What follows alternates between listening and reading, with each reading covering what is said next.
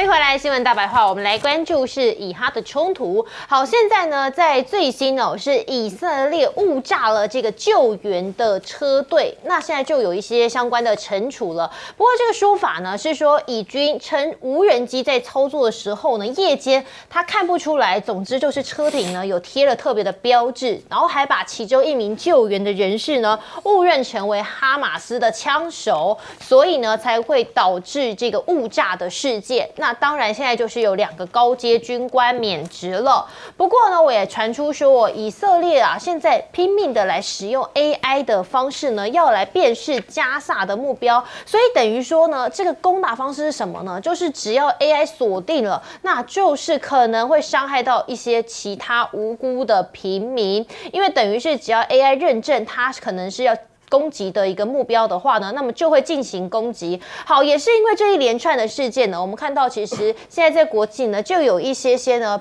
反对以色列的声音了。现在在伊朗呢，就有群众聚集说是要报复空袭我们看到画面上呢，就是有蛮多的伊朗群众，他们聚集在德黑兰那是持着这个被炸死的军官的遗照。另外呢，还高举着像是写着这个骂以色列的或者是骂美国的这些口号呢的布条上街头，而且呢，几乎这个每个人呢，他们都是有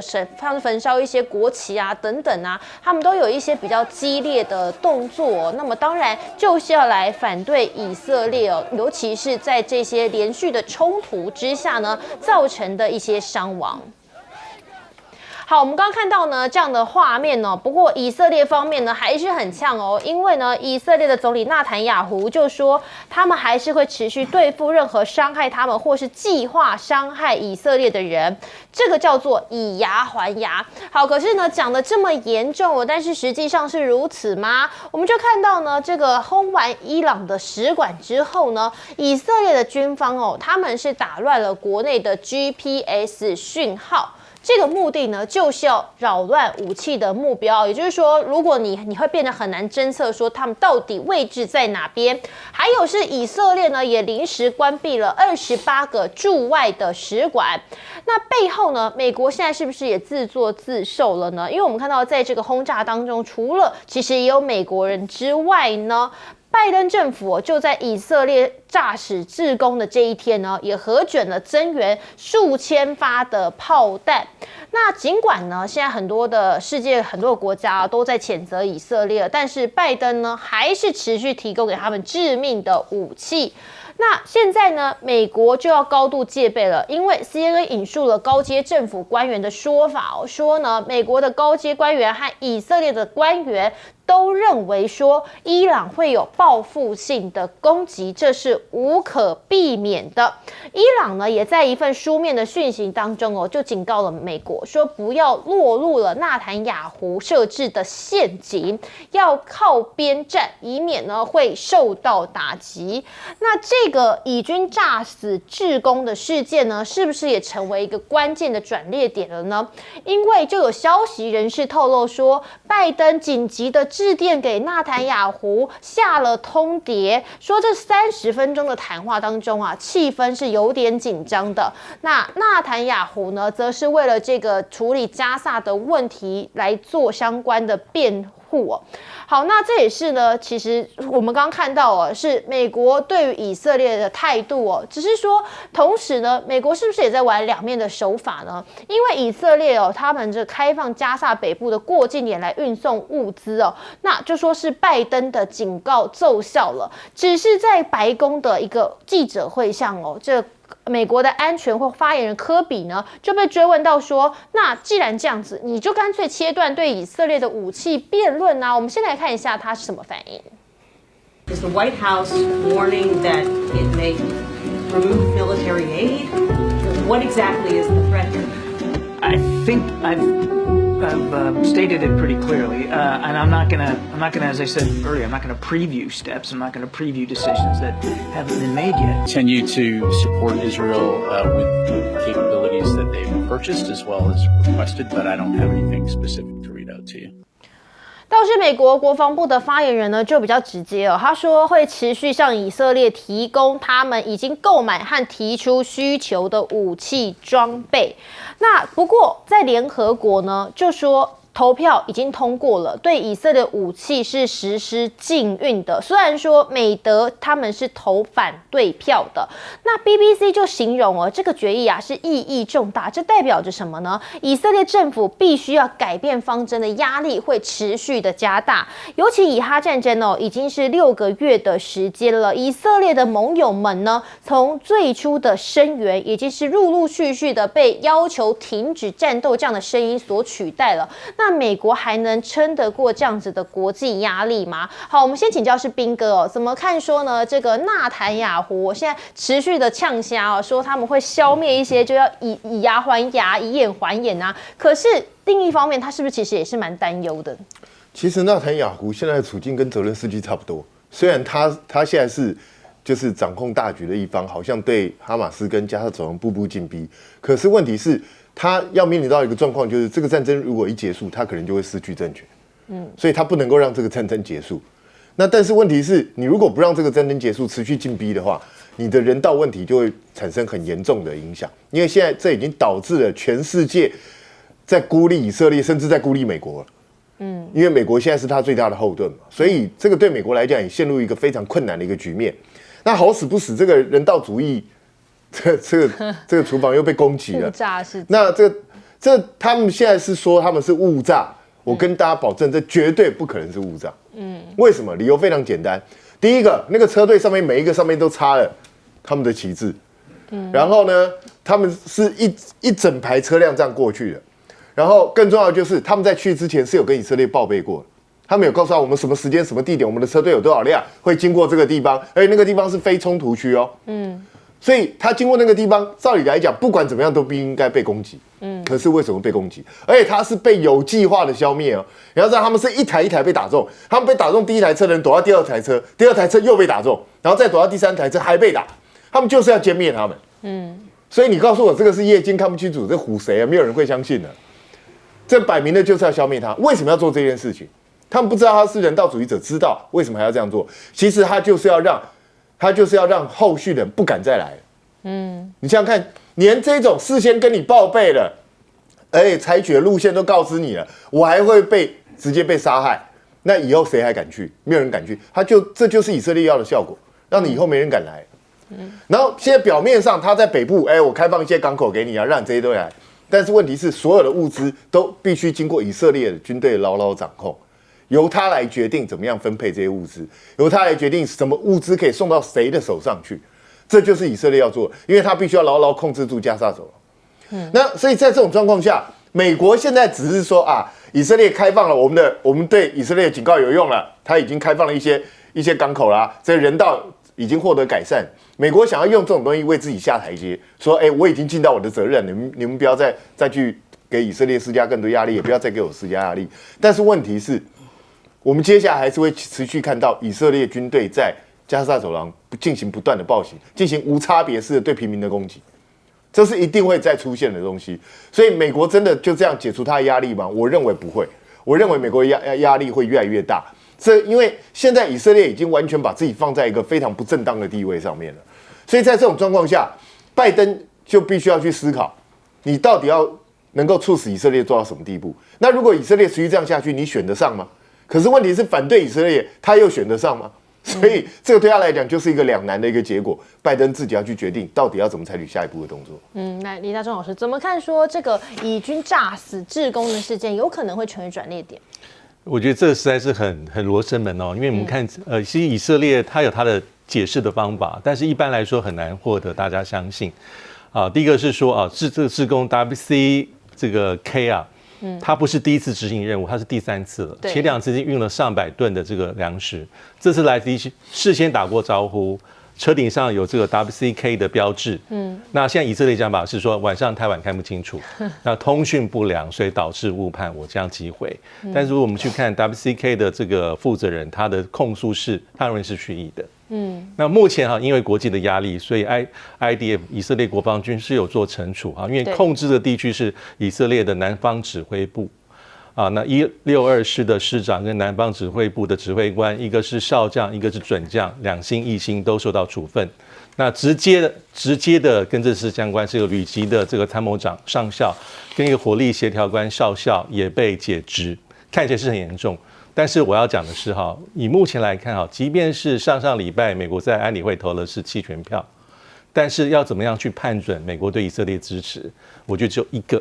就是军事援助有没有取消，有没有减少？其实到目前为止没有哦。即便是拜登跟以色列总理内塔尼亚胡通话，看起来很凶，副总统布林肯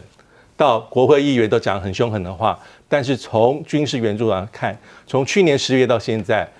拜登透过紧急的这个权利了，已经批准过几十次的这个武器装备，包括以色列目前最需要的各式各样的炮弹、精准炮弹、战车炮弹等等等等，其实到目前为止，美国继续给，而且有新闻传出来说，最新一个批准以色列的军售啊，高达180亿美金，也不会取消的。这个是真正能够掐住以色列咽喉、生死存亡的，就是军售。但目前为止，美国由这点来看，他会给以色列压力，但是这方面援助他完全不会少。那最后一个是人权理事会的投票哈，这个地方。即便人权理事会做的决议啦，不会有拘束力的，因为这种议题要禁运以色列武器是安理会的决议，但它还是有象征意义的。那美国在这样的状况之下，它还是投反对票哦。47个国家就6个，美国跟德国，对，是表态的，代表说这是美国的红线。我可以说骂以色列，叫你以色列小心，要人道主义。外交施压，但是军事援助有任何一丝碰到这个领域的，美国还是会维护以色列的。所以这显然这些战争不可能这么快结束。来，这个舰长怎么看说美国现在这样子的话，真的可以挺得过这样国际的谴责压力吗？美国可以挺得过，可是我们必须要这样看啊。现在在加萨走廊啊，事实上，以色列除了他要把加萨走廊整个收过来之外，另外一个重要因素，他在测试各种新式的武器。刚刚主持人就讲到，他其实对于这一次这个世界中央厨房的这一个援助人员，他就用 AI 来进行辨识。那但是另外一件事呢，也在这张图卡里面也有，也就是当他攻击完之后，他立刻就进行 GPS 的干扰。那我们来看这个 GPS 的干扰啊，它其实它就是美国所使用的 GPS 的频段哦，就是从这个1164 MHz 一直到最后面的这个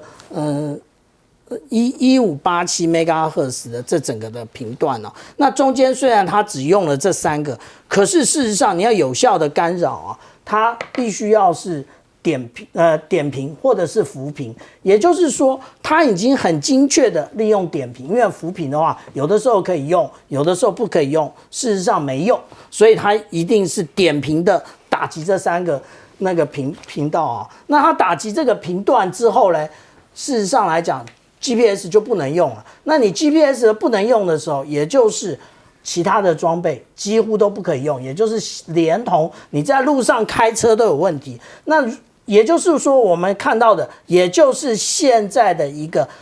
新式的作战的模式。那至于说新式的作战的装备，因为以色列做这件事，我们当然看不见。可是我们必须要看啊，这是去年长春航空展的时候，解放军所展示出来的 RCT 195B 数据链跟踪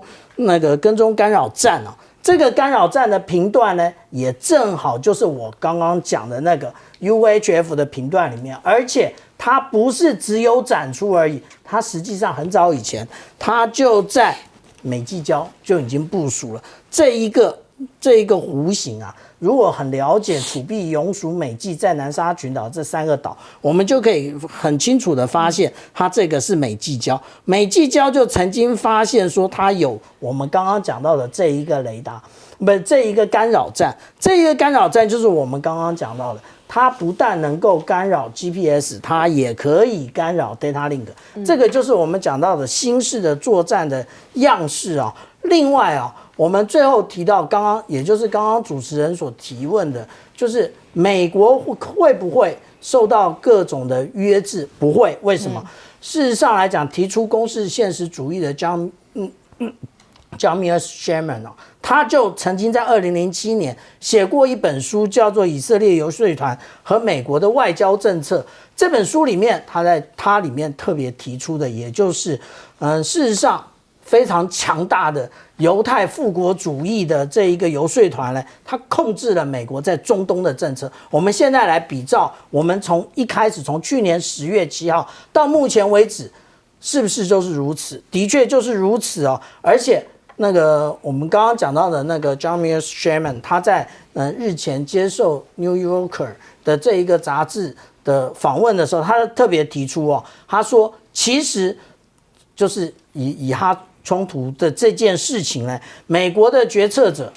也就是拜登，还有那个外交的那个执行者，也就是国务卿布林肯，他们都应该要负责。可是现在有人承认这件事吗？绝对没有。选举优先，先拿到犹太人的这一些那个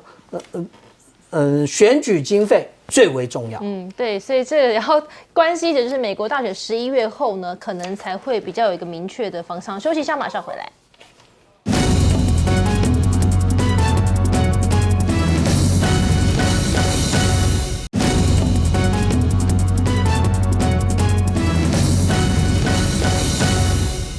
回来新闻大白话，我们来看到呢，叶伦呢，他访问这个中国大陆的时候呢，跟中国的副总理2个人有见面。那见面的会谈当中呢，就有附上了还有2个人短影音的画面，就包含了2个人的开场发言。好，那就提到说呢，这个会面当然就是要就中美的经济关系来做出一些讨论。叶伦也提到说，聚焦在于透过健康的经济关系来达到共同的利益。不过呢，在会中就有一点可能尴尬的感觉了，因为呢，在叶伦呢就是见美国商界代表的时候，他就提到说，反对脱钩，也关切了中国产能过剩的问题。那叶伦是提到说呢，这个产能过剩对陆企和产业构成了相当大的挑战所以他认为要先解决产能过剩的事情。不过谢峰直接当面就跟他说，中国产能过剩其实是对他国构成威胁，这样的话题呢是一个假的一个命题他说，对于大陆经济见顶论呢，人们应该要担心的不是大陆经济会不会见顶，而是自己会不会错过这个巨大的中国机会。好，那在这个会面的过程当中呢，大家有关注到一个画面很有趣是因为呢，在这个叶伦呢，就有一个说他也用了筷子那就说，他用的其实技巧看起来还蛮不错的，所以这个玉渊谈天呢，就指出说，身为美国的官员，叶伦呢也是要了解中国大陆的，就不能光只是实务，才能够摆正真正的这个世界观、中国观和中美关系观。好，那这是不是呢？拜登也急了，因为我们刚刚看到呢，第一步呢就是派出叶伦那叶伦当然就有提到这个对外企的问题就说刚刚我们提到的产能过剩的事情，他说已经引发了很多国家越来越担忧了。那更批评中国政府呢不公平的对待美国和他国的公司，所以认为应该要回到过去的这个市场机制但是呢，美国前官员呢就说这是透露出一个威胁，什么意思呢？他就说叶伦针对这个产能过剩的警告，可能是拜登政府对于大陆电动汽车电池等等要征收新关税或是其他贸易壁垒的第一步。好，那另外呢是在这个中美呢也马上组这个商贸工作组了，这是举行了第一个副部级的会议就在叶伦2访中国之际那王寿文就有受访提到说呢，这是应美方的邀请所以呢他访问美国，那重点当然就是要关注于相关后续关税制裁企业等等的这些议题。那为什么这一次是派出叶伦2度的访华呢？因为其实他是比较鸽派的所以就认为说这是不是拜登在选举年当然也不要再添乱了。那他为了要增加关税呢的这个铺垫因为至少派出叶伦呢，可能相对来讲鸽派形象呢是比较可以有一些谈判的空间的。那苏立文呢就有提到说，主要是因为他跟大陆的经济领导阶层建立了一个有效的管道所以再度的这个让叶伦呢访华了。不过吴视于美国的警告哦，大陆的电动车呢是在全球已经是销售了。虽然说呢现在开打这个绿色贸易战啊，但美国也拉警报喽，因为拜登呢其实没有宣布放弃前任所发起的这个对华贸易战。那随着1年内看到叶伦2次的访华，这是不是形势呢也发生了变化哦？因为经济学家就分析说，叶伦也很难说服大陆解决产能过剩的问题。那现在呢，大陆的这个小鹏电动车也进军到德国了，是继挪威、荷兰、瑞典跟丹麦之后第5个欧洲的市场。另外是比亚迪呢，在去年11月底的时候呢，也达成了世界最快600万辆新能源车的一个里程碑。那3月底的时候又宣布把纪录推到了700万辆。其实这时间大家看真的蛮短的，因为只间隔了4个月的时间。在电动车的部分呢，中国不断的来拓展这样的计划所以也在多国准备要来设厂。那就有分析认为说呢，如果欧美的厂家没有办法做到大减成本的话，那很可能就会被淘汰。好，我们就举这个例子哦，苹果呢，就之前本来也是要做嘛，但是就说位在加州的总部啊，根据劳工调整啊，这相关的法令啊，就说他们裁员了614人，但是外媒认为说这总数恐怕更多，因为这所谓的614呢，只是在加州总部所通报的数字哦，也就是说，如果看到其他的厂的话呢，可能数字还要往上来增加。好，先请教彬哥，怎么看说呢？叶伦呢2度的来访华，那当然呢，他跟这个谢峰有一些交火，你怎么看？叶伦其实大家都知道，他相对是对中国大陆比较没有那么鹰派的人，他相对比较温和。但是即使是相对比较温和，现在拜登给他的任务就是要他扮演一个相对鹰派的角色，所以他还是要去。他没有到中国大陆之前就已经呛瞎，说他要去研究这个产能过剩的问题要怎么解决。但是各方都认为说他恐怕很难去说服中国大陆，因为这是一个市场性的问题嘛，很简单嘛。为什么中国大陆会产能过剩？就是因为过去疫情的这一段期间，就是世界上很多国家因为疫情的关系，它的产能都停摆。那这个时候，中国在他们的政府的主导下去补贴了这些产业之后，让它在世界的份额占到一定的高度。那现在世界各国的这些产业的产能慢慢回来之后，就会变得说中国大陆好像多出来了一些产能。可是问题是，照理来说，本来市场的规则是这样。如果你们重新恢复产能之后，你把你的产品能够做得比中国大陆好，然后价钱又跟它差不多，甚至比它更低，那自然而然中国大陆的政府就不会再补贴这些产业，就会降价，因为它生产是亏本的可是问题是，中国大陆政府为什么这些厂商也愿意持续去做？因为他们会赚钱啊，他的东西是有竞争力的所以我觉得你现在叶伦等于是去说服中国大陆说，你们不要赚钱，你要让我赚钱。那你觉得这个东西中国大陆会直接接受吗？这恐怕很难嘛。所以我觉得西方真正要做的事情是，你们要去思考，为什么你们没有办法去跟中国大陆在商品上做竞争？其实他们一直讲说，因为你中国大陆政府补贴啊，那可是问题是你们没有补贴吗？你们也在补贴啊，欧洲也在补贴，美国也在补贴啊。那为什么你补贴之后，你的东西卖的没有中国大陆好？你必须要去思考这个问题啊，因为这是一场长期的战争嘛。因为如果你现在可以用关税壁垒的方式的话，那以后全世界各国为了保护自己的产业，大家全部都关税壁垒，那第一个 WTO 是不是要直接解散算？因为大家各自又恢复到关税壁垒的这种状况。那第二个就是你不想买别人的东西，你只想卖人东西的话，那别的国家人同此心，心同此理，以后世界贸易就要断绝了吗？也不能这样做吧。所以我觉得西方的国家要去思考，你们到底怎么因应这些新兴国家的挑战？因为未来会挑战的不是只有中国大陆啊，印度很快也会跟上来，东南亚这些国家也慢慢都会跟上来。你们难道每一次就要告诉这些后进的国家说，你们不准再生产了，你不准跟我竞争，是这样子吗？像比亚迪现在就是一个很明显的挑战它现在的产量已经超过特斯拉，那特斯拉你的价钱能够降到跟比亚迪一样低吗？那如果你没有办法降低的话，你是不是有什么优点能够超越让比亚迪追不上，让大家不买你特斯拉不行，或是你的品牌价值有在那个地方？像很多高级的车种，比如说双 B 比如说其他这些，它价钱比人家贵可是问题是有的人就是只愿意买它的车所以你有没有办法做出这些市场的区隔，恐怕才是西方这些国家你未来的产品还有保持竞争力的一个真正的要点。那李大中老师怎么看说叶伦、戴奇全部都出，这是拜登慌了吗？我觉得目前我的观察是拜登政府的对中政策只有黑白脸之分没有所谓的鹰派鸽派之别。黑白脸是扮演的，鹰派鸽派是你立场的踩稳到哪一个光谱上哪一个点。那拜登政府其实很清楚了，我觉得他对中国大陆政策相对比较务实一些，但是是强势的，以抑制中国大陆的发展为他最重要的主轴。那潜台词但是维护美国的领导地位，这点我们要先判明。所以叶伦他算是形象比较清新姿态比较柔软，但是他的立场非常非常的坚定我们回顾一下去年当美中关系缓解，打第一枪打头阵的是布林肯，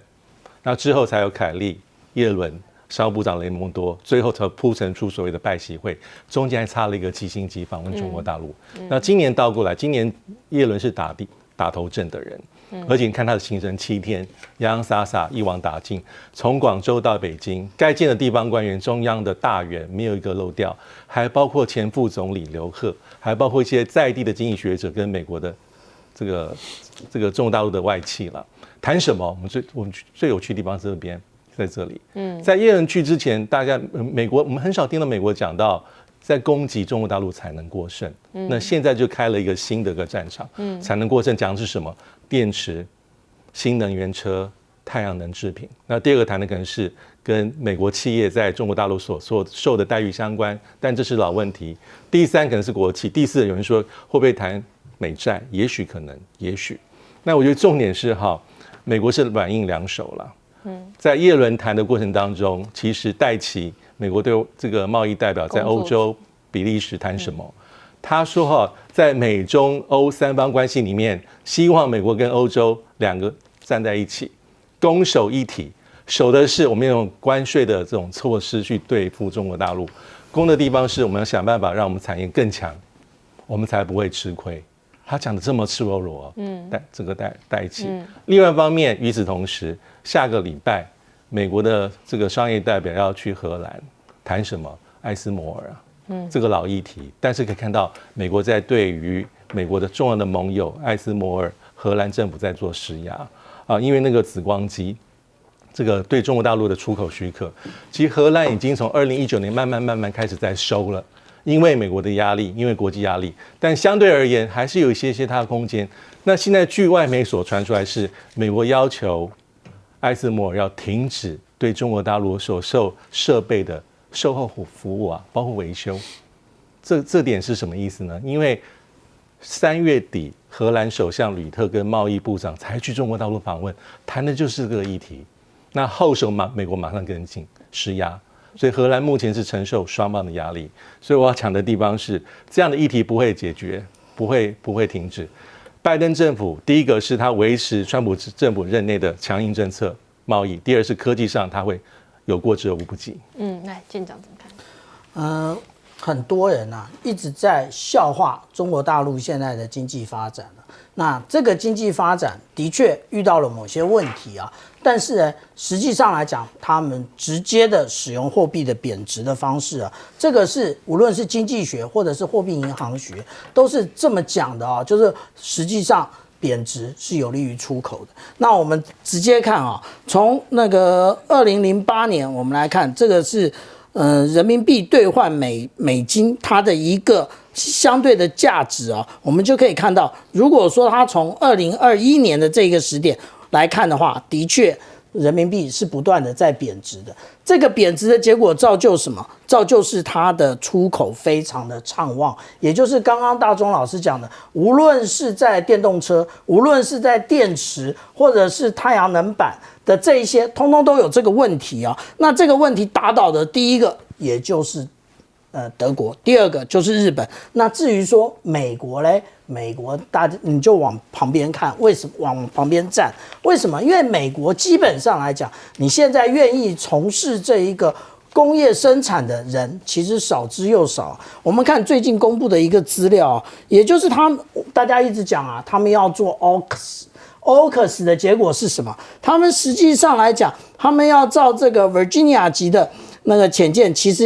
delay 36个月到24个月。那可是2年到3年啊！还有大家一直说，哎呀，那个美国要做星座级的巡防舰，我们也来一起做。你看看他说他要 delay 多久 ？delay 3年啊？为什么？因为他们的产能跟不上。那他产能跟不上之后，他就开始来打压中国大陆。这件事情也不是第一次，以前。特别301是对哪里？对台湾如此。他以前也是这样对日本的。他们现在讲说要回归市场机制。那个叶伦在广州出席美国商会的时候，他讲说不公平的经济行为，包括对外企实施准入壁垒，以及对美国企业采取那个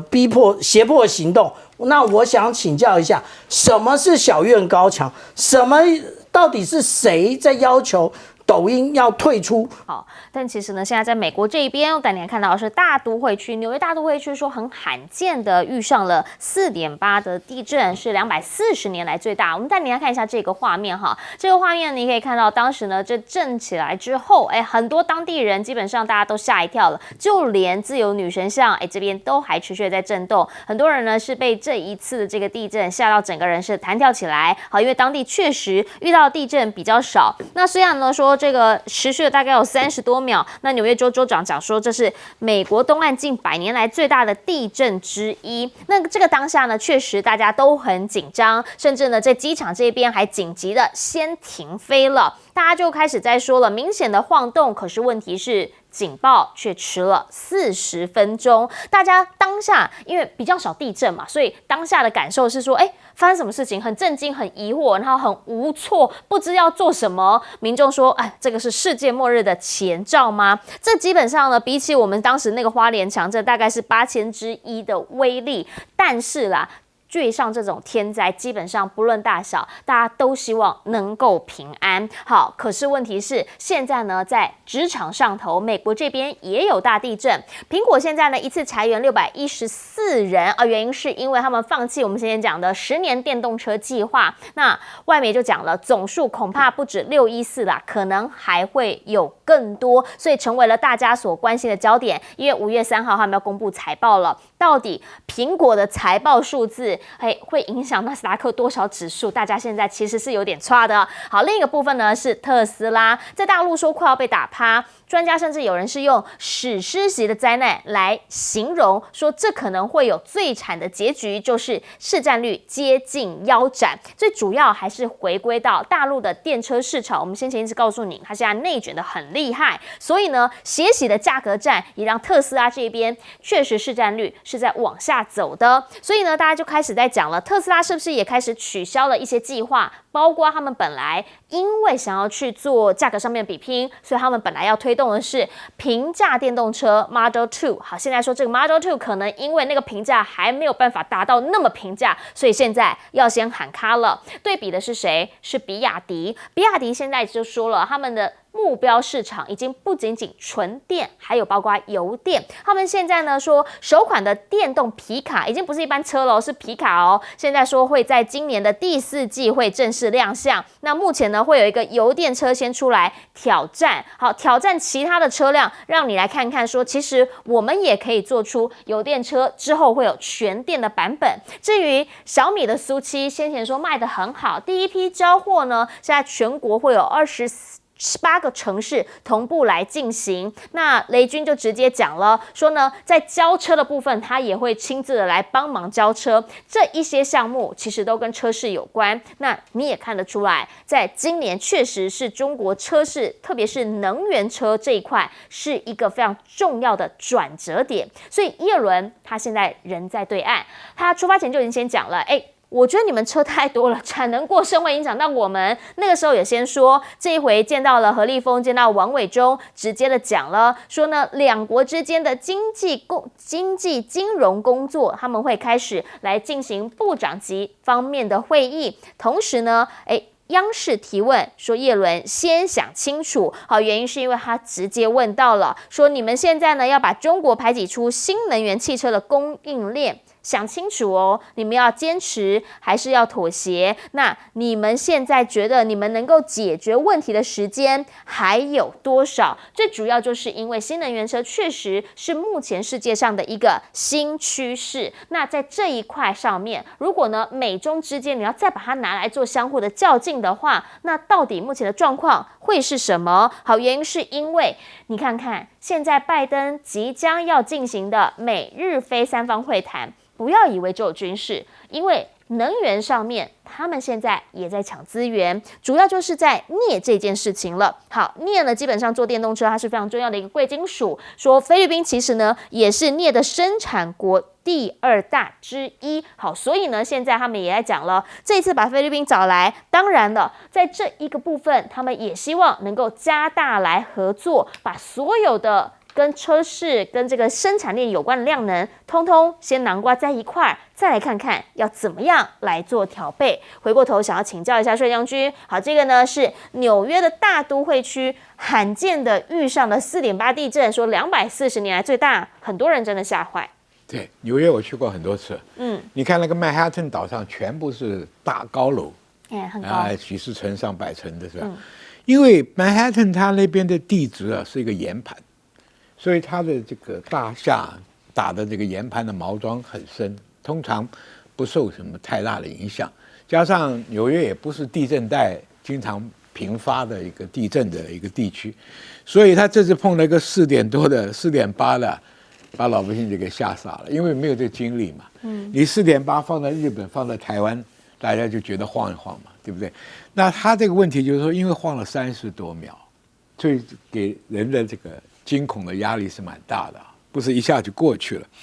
所以你看呢，飞机场都停飞。大家说飞机是飞天上，干嘛停飞？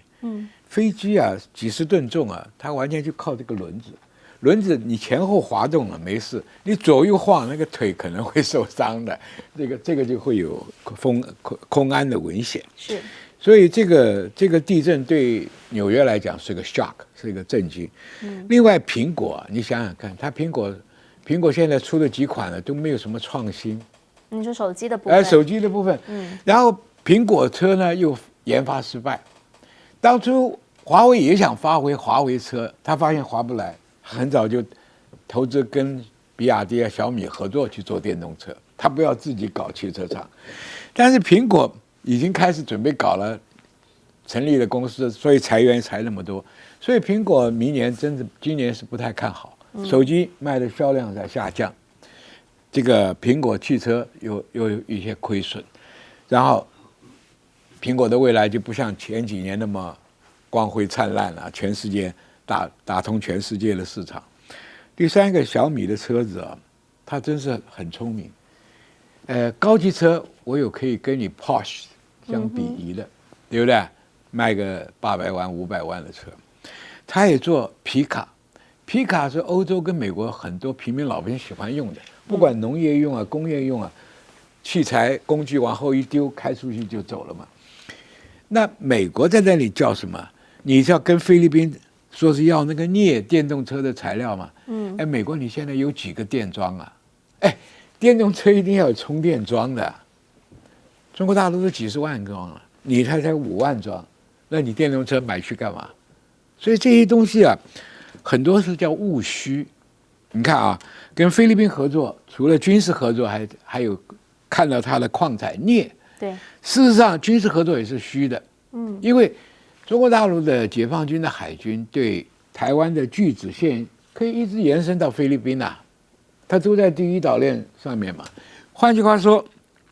美国航母不大愿意进来嘛，进来就有风险。那你再把日本啊说要自卫队去，日本有答应吗？放话的是菲律宾放的话。你要是日本，你愿意派一个自卫队到那边去挨揍吗？去引起跟日本跟中国的战争吗？所以这些东西啊，这个会谈跟他们后来的演习，我觉得就是务虚不务实。你不会看到它有实际的成果跟产生的威胁，只是口头上摆个 pose 啊。你看菲律宾、日本不是送了一条2000吨级的海警船吗？那仅此而已，海警船嘛。你送日本的潜舰，那我代表你有种。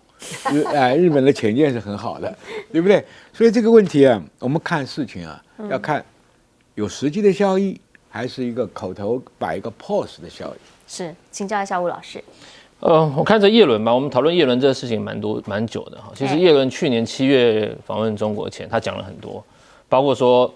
这个美中竞争不是赢者通吃，是要一套公平的原则，对，还有透明的原则，长久以来对两国都有利益。他也说讲到很担心什么北京的时候会晶片矿物的控制，就加耕者，后来证明真的，那时候后来8月。中国大陆就送你加耕者的禁令啊，叶伦也说美中经济不会脱钩啊，最重要的是他在去年12月讲要负责任的管理，他希望中国大陆负责任的管理。这一次我去，当然我们不能看到他们细节，但是如果我们从美中之间想要的东西看出来，他们可能达成一些共识，包括叶伦讲这些哈，他们希望说中国大陆你要做负责任的管理，要透明哦，要一套公平的原则。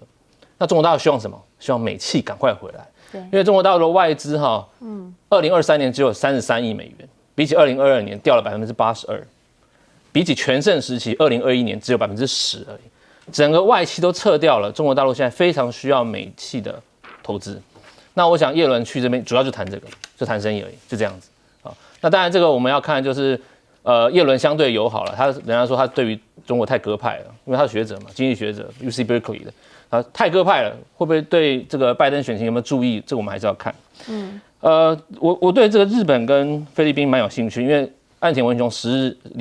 月10号要去美国，是他想要把美日联盟拉到菲律宾，就美日菲联盟，所以他们做了一些动作，包括日本外务省扩大了所谓政府安全保障能力强化资源，日本翻过来很拗口，简单讲就是 OSA。好 ，OSA 是什么？要给菲律宾雷达。他们叫做空中监视雷达系统，日本要给它监视雷达系统，它是防卫性武器没错，但是它要加强菲律宾在南海的雷达系统的设置，这一点我觉得对日菲的这个联盟的一个形成非常的有一个看点啊。当然后面做庄的就是美国啊，美国想在拜登用这种多边外交联盟的形式拉美日美韩美菲，他也要日韩菲之间你要有交流，这点是美国人在做这个联盟的时候特别强调的。那当然我们讲这个 OSA 是安全上，但日本很少在用这个安全上给别人一些武器，以前有，但是对菲律宾很少，它主要是用 ODA 我们讲就是 Official Development Assistance 啊，这种是政府官方援助，简单讲就是给你外交援助，给你钱，让你去发展你的经济。那当然这个过去这个东协的国家拿了很多这个日本、美国或者是先进国家的 ODA 啊，简单讲就是我们讲的已开发国家给低度或中低度开发国家的生日礼物或是经济大礼啦。问题是这些中低度开发国家，他们有些拿了之后哈，他不思去改善自己的经济情况，他觉得我就是坐在那边伸手的钱就会来啊。那其实这些我们讲的已开发国家，他们在给这些所谓 ODA 的时候，会有一些考量。他们出来说，除非说你要改善你国内经济情况也好哈，不然就是你要改善你们人权情况，他们就加诸了很多这种所谓的先决条件在这里。那假如你是这些低度开发国家或者是中低度开发国家，你会做什么？我才不管你。现在有一些新兴开发国家或者新的这个资助国出来了，比方说中国大陆、巴西、印度，他们这些给外援的时候是非常慷慨的，他不设任何条件的。那这些国家就转向了，全部跑去跟中国拿，跑去跟巴西拿，跑去跟印度拿。这个时候就是美国为什么在自己的后院拉丁美洲不断在调这个台湾的邦交国，很大原因在这里。是，所以我觉得现在日本对菲律宾从武器、从钱开始，多方面要去干涉，这个对整体的东亚政治是一个我觉得蛮关键的。是，请教一下永明姐。我是在纽约留学的，所以呢，对于纽约会发生地震这件事情啊，虽然只有4.8级，对我们台湾人来讲实在是不算什么很了不起的地震，可是对纽约会发生地震这件事情是很令人惊奇的哦。因为我印象很深刻，那个时候我在 NYU 读书的时候，我的同学啊，就是纽约当地长大的人，他们都说地震跟我们没关系哦，那个地震只是美国西岸的事情。而且他们有时候震起来，他们可能以为是其他的事情，他们不会想到地震。对，没错，所以才看到报道嘛，什么第一时间大家以为说是什么工程车开过啊，是不是有什么重大的什么事情？他们不会想到地震，是这个千真万确。因为我那时候在纽约嘛，嘛，因为那时候美国加州发生地震蛮频繁的。所以呢，经常有那个新闻，我还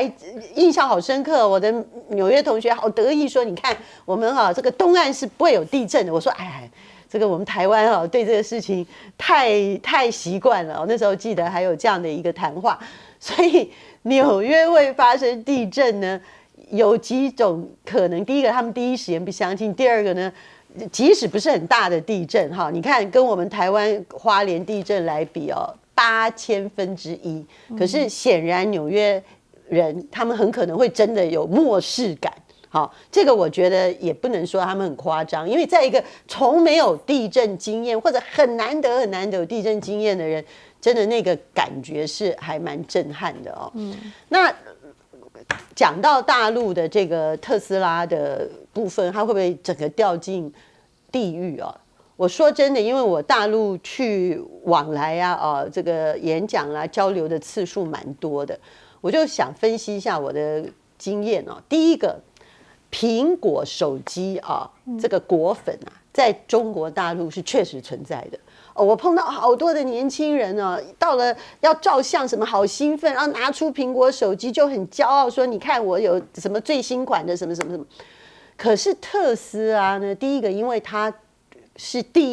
世界第一个电动车的开发者跟品牌，所以它一开始呢非常的昂贵。那在中国大陆呢，有没有开特斯拉？有，都富豪级，而且很喜欢炫富。可是那个部分呢，在整个一般民众来讲，那个占的百分比太小了，连1% 都不到。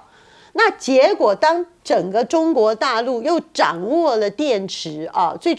核心的电池，不像它的晶片是被人勒脖子嘛它的电池是它的主要生产，而它的电动车又各型各款，为各族群、各价位都出来的时候，很显然的，特斯拉不会有苹果的部分，苹果都已经惨了我指的是手机，特斯拉呢会一下子就被淘汰，因为你还来不及养你的粉，因为你的粉是好有钱的那个很少数的人。可是当那些人呢，就算继续买你的特斯拉好了，你也解决不了你整个在中国大陆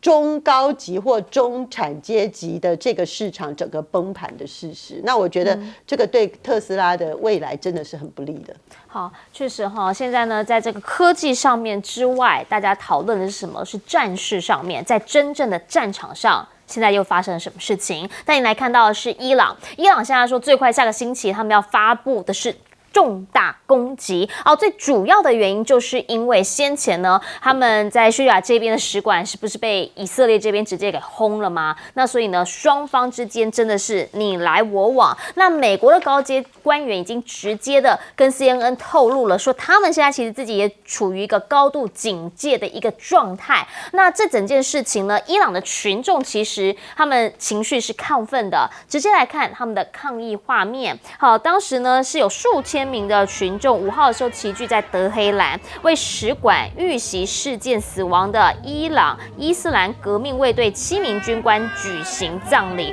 里面你可以看到一些标语，包括烧国旗之外呢，还有比较激烈的用词。他们说呢，基本上这件事情对于他们来讲真的是无法接受，情绪的亢奋。现在伊朗官方回过头来就直接讲了，说美国你现在不是说你什么资讯你都没有吗？好，那你闪一边，好，直接叫他闪一边，不然的话我一起打。CIA 的部分呢，则是讲说他们已经先跟以色列这边警告了，未来48小时绝对要小心。你以为以色列会怕吗？没有。纳塔尼亚胡说，敢报复就坐等地狱，甚至还说了伤害他们的人，他们会以眼还眼。以色列现在开始有一些作战的准备动作，包括什么？包括全球定位系统。他们说，因为担心他们会直接飞弹射过来嘛，所以除了军人先休假取消之外，那 GPS 呢？他们现在说要开始扰乱这一些讯号。干扰伊朗过来的飞弹跟无人机。伊朗人呢，他们则是必须要收到一些讯号，所以呢，他们就要求他们在应用程式上手动的设置自己的位置，要确保在 GPS 被干扰的情况之下，你的位置仍旧保持准确，一切进入了大家全民警戒状态。那现在呢，基本上在海湾这边的大多数国家，他们其实是谴责伊朗驻叙利亚大使馆的这个攻击。那当然，大家不希望的是，以哈这边加萨走廊这边还没有停，那你现在这边如果要真的再打上来的话，整个会乱成一片。所以阿联酋率先谴责了，然后在科威特、阿曼、卡达、沙国，大家都是跟上了这个行列，要求的是安理会动作吧，是不是能够动用执行权来迫使以色列遵守停火决议，让我们整个局势稍微缓一下好吗？至少啦，不要在加萨这边有进一步的动作了。好，目前呢，在美方这边也开始有动作了。你们看到的是呢，美国的海军代表团现在呢，在利雅得这边会见了沙地阿拉伯的海军司令，双方谈论的当然就是这个地区的海上安全。苏利文讲了虽然这个动作好像来得晚了一些，但是我们还是做了，希望能够聚焦，让关系正常化。另一个部分呢，则是沙地阿拉伯这边，他们其实最近在做的是什么？他们希望能够多元多角化的经营他们，所以呢，中国的中投公司要来支持中东基金。那这个部分呢，基本上一直以来，从先前他们双方的一些互访当中，就一直有在做。同时呢，他们也说这个基金要来投资阿布达比还有沙国的主权基金。那沙国这边的交易所 CEO 呢，有欢迎中国的企业来挂牌，计划 A 股要推出沙国的 ETF。双方在经济上面的交流，基本上那个步调从去年到今年是没有停下来的。那双方大家就开始在讲啦，军事上面，另一个是经济上面。好，现在呢，这个部分在海湾这边大家都重视，只是安全上回过头。希望先按下来请教一下将军，您怎么样来看？因为伊朗现在说下个星期要发布重大攻击美国、以色列这边，大家严阵以待。我首先把这两个题目做个分隔，因为伊朗这个问题跟美国跑沙烏地的两个背景是不一样的。好，首先我讲伊朗不是这个伊朗跟以色列的问题。对，以色列为干嘛要去打人家一个领事馆？外交部的领事馆在国外就等于他国内的国土，而且这个东西是预谋的，不是误击的。为什么？刚好伊朗的两个重要的官员，这个军事领袖到那边去叙利亚去大使馆去，那这个情报已经做得很精准了。因为假定你在人家大使馆住个一晚上，你还不晓得什么时候进去，什么时候出来。去办护照的话，那时间很短的。就是说，这个飞弹攻击抓时间、抓地点抓得非常精准。那大家问，干嘛纳坦雅胡要去干这个事情？这个背景是很复杂的，因为拜登的国会的军援款还卡在那里。对，拜登又谴责联合国谴责你这个打这个救援的这个物资车辆打了3辆，那联合国有美国投弃权票，这个美国又在副总统去鼓动以色列有大选，能够用反对党能够取代纳坦雅胡，所以纳坦雅胡就逼得没有办法了，我打伊朗把事情闹大，你看你要不要处理？这个问题才是去攻击大使馆的真正动机，就好像我把事情惹大，你美国能不能解决？因为美国现在手上的火头太多了，俄乌战争一个大火头，以色列跟那个巴勒斯坦一个火头，台湾又隐隐待发，菲律宾那边又弄点海警事件，对不对？中国大陆跟台湾又有这个渔船被弄，所以美国是想控管全世界的危机，你知道吧？他要按照他的利益来搞，所以伊朗这样搞了。这个以色列这样搞了，伊朗当然反应嘛。伊朗已经开始用这个叫什么珍珠党珍珠党跟这个胡塞组织跟他自己还要准备一个更大的报复行动，所以以色列正好借这个机会备战，因为你备战才能够使纳坦雅胡的位置坐得更稳，这是真正这件冲突的一个起因。第二个问题，我说为什么沙烏地跟美国海军司令见面是另外一回事呢？沙烏地原来在川普的时代就跟以色列有建交，对，那后来两个断了，因为你以色列专门打这个伊斯兰的这个教徒，沙烏地当然。第二个，这是最近的事情，远的还有呢，沙烏地要给你买 F-35B， 你不卖，结果沙烏地准备跟中国大陆买歼10C， 是对不对？第二个，沙烏地没有船，又要跟中国大陆买10条这个054的这个驱逐舰，所以美国海军司令怎么不急啊？你建立了中国的空军、中国的海军，中国跟沙烏地的这个经济又发展得不得了，那沙烏地完全就脱离你了。而且金砖会议里面，沙烏地是个重要成员国，眼看了沙烏地要整个离开了美国了，所以他急得要做这两件事情，都在中东，都在这些地方，但是两个的 background 是有点不太一样。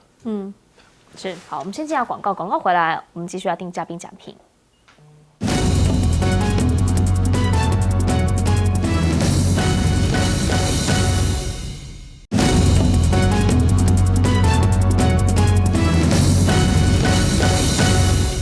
好，我们刚讲到哈，伊朗这边已经先讲了，他们要报复以色列这边呢，严阵以待。刚刚帅将军有解析背后的意涵，请教一下吴老师，你怎么样来看？我一直以为这个地方都是代理人战争。我们在以哈冲突爆发之后，我们会看到，其实不管是哈马斯的背后，其实伊朗啊，那我们说也门的这个胡塞，它背后也是伊朗啊，所以我们讲这个代理人战争是。代理人后面的宗主国，他不介入战争，因为介入战争的代价跟耗时太大了。好，那他会让他底下我们讲的这个小弟，我用小弟了来帮忙打。那他们这有些连结了，包括这个宗主国跟这个小弟之间可能是军事连结。好，我们讲这个胡塞武装，胡塞武装早期就是接受伊朗的不断的攻击武器，让他去对抗也门的哈迪政府。所以从2014年打内战打到现在，整个胡塞武支我们讲青年运动非常强，武器哪里来？就是借由这个伊朗不断的供养武器给他，这种是武器的连结。再来一种是文化的连结，文化的连结就是后面的宗主国跟你这个小弟是有语言、宗教或者是血缘上的同文同种。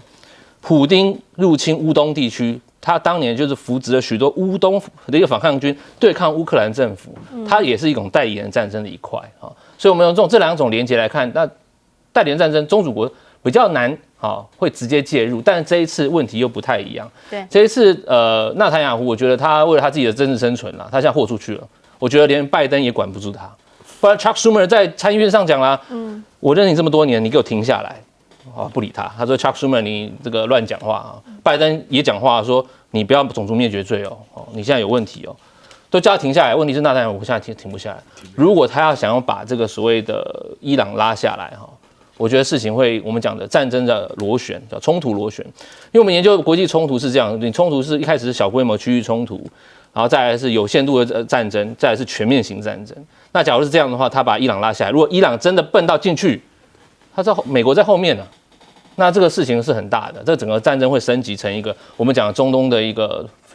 非常难处理的事情。是我们先进一下广告，广告回来，我们要请永平姐帮我们总结。